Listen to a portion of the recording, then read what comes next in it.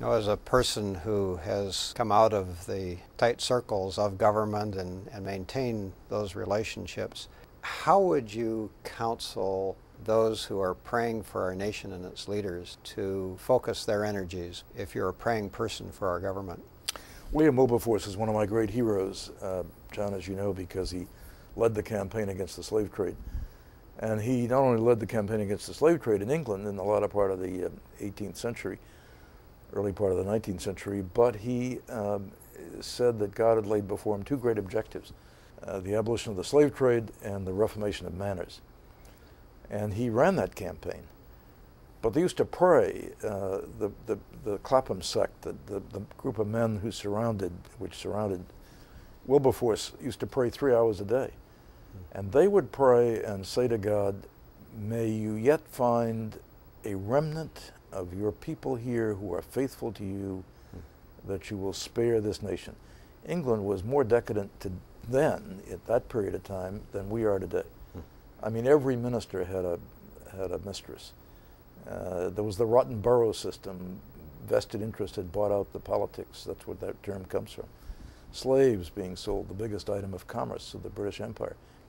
They prayed, just let there be a remnant. So one of our prayers has to be, let there be a remnant of faithful people here that will allow you, God, to continue to bless us and permit us to continue as a free country and as a country that honors you.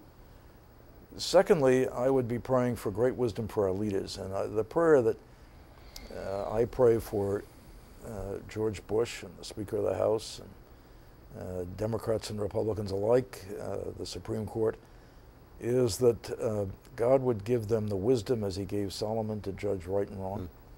That's what a government has to be able to do. I would be praying for protection against those who would destroy freedom, protection against the terrorists.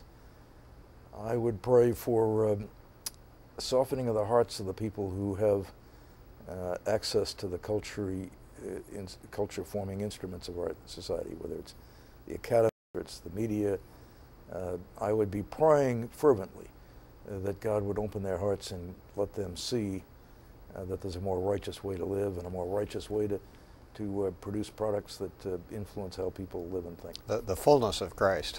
Fullness of Christ. Not just a religious experience, but an ongoing walk with the Lord.